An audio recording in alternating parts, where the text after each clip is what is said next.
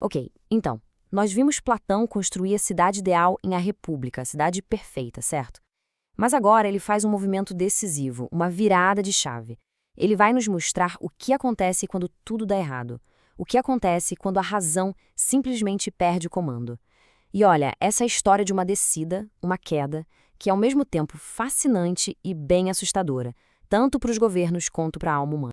E a ideia central é essa aqui, ó. Para Platão, a queda de um regime político não acontece da noite para o dia. Não é um evento, é um processo, sabe? Uma doença que avança passo a passo, de forma gradual. E o mais interessante, cada nova forma de governo nasce da corrupção da anterior. E esse mesmo processo acontece dentro da nossa alma. E aqui está o pulo do gato de Platão. Para ele, é impossível entender como um Estado se corrompe sem antes entender como a alma humana entra em desordem.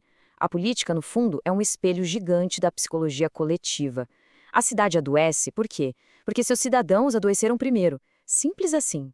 Platão, então, descreve um mapa bem claro dessa decadência. É uma verdadeira espiral descendente. A gente começa lá no topo com a aristocracia, o governo da razão. A partir daí, é ladeira abaixo. Cada regime se corrompe e dá origem a um pior, até a gente chegar no fundo do poço, na escuridão da tirania. Vamos seguir cada um desses passos. A primeira queda, o primeiro desvio, acontece com a nova geração de governantes. Imagina só. Os filhos dos filósofos, em vez de seguirem o caminho da sabedoria, passam a valorizar mais a glória militar, a reputação. A busca pela verdade fica em segundo plano. E aí, pronto, a razão cede o primeiro lugar para a ambição. Na timocracia, tudo se organiza em torno de um novo valor. A coragem vira a virtude máxima, superando a sabedoria. O foco da sociedade muda. Agora é todo sobre ginástica, guerra, competição. É um regime movido pelo amor às honrarias, mas que, secretamente, já começa a cobiçar a riqueza. E, claro, isso tem uma correspondência exata na alma. O homem timocrático é governado pela sua parte espirituosa ou irascível. Pensa na sua ambição, no seu desejo de reconhecimento. Ele é competitivo, é orgulhoso, mas a sua razão já não está mais no comando. A decadência se aprofunda com a geração seguinte. O filho do homem timocrático olha para o pai e percebe que a honra não garante segurança, que pode até levar à ruína. Então, ele rejeita a ambição do pai e abraça algo bem mais concreto, o dinheiro. E na oligarquia, a regra para governar não é mais a virtude, é a posse de bens. E isso, claro, racha a cidade no meio. Você passa a ter duas cidades em uma, a dos ricos e a dos pobres, em conflito constante. A cidade vive com medo. Os ricos temem os pobres e os pobres ressentem os ricos. O homem oligárquico, por sua vez, é governado pelos seus apetites. Só que ele é disciplinado. Mas o que o disciplina não é a razão. É o puro medo de perder o que ele acumulou.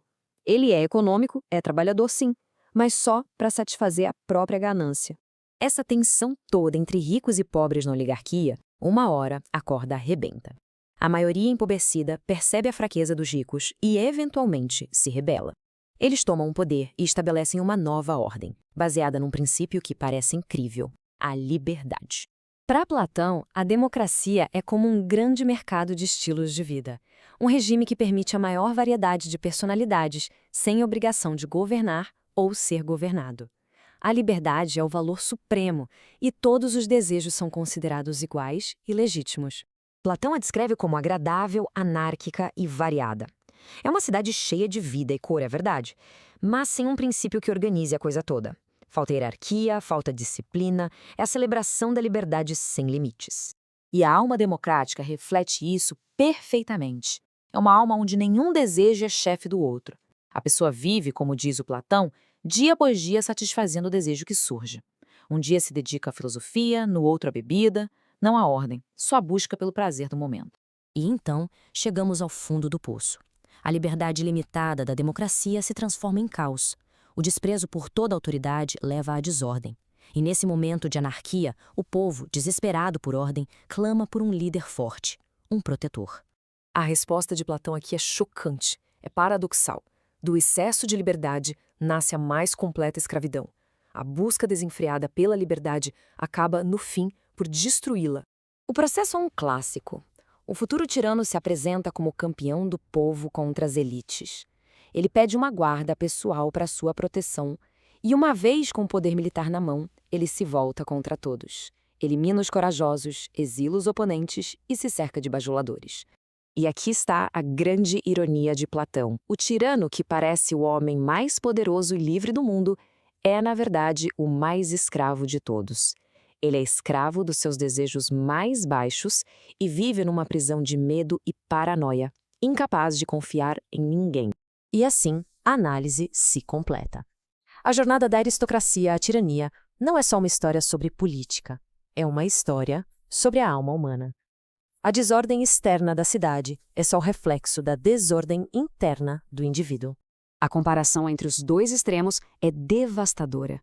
Na cidade justa, a melhor parte da alma, a razão, governa, criando harmonia. Já na cidade tirânica, a pior parte, o desejo mais selvagem, assume o controle, levando ao caos, ao medo e à escravidão para todos, inclusive para o próprio tirano. A lição final dessa análise é um alerta muito poderoso. A liberdade, quando não é guiada pela razão e pela ordem, não leva à justiça.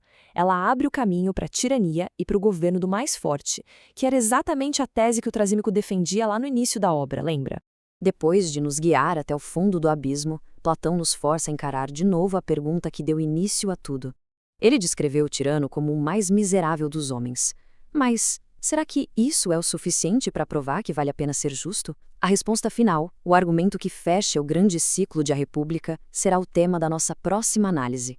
Nela, Platão vai tentar provar, de uma vez por todas, por que a vida justa não é apenas melhor, mas também a mais feliz de todas.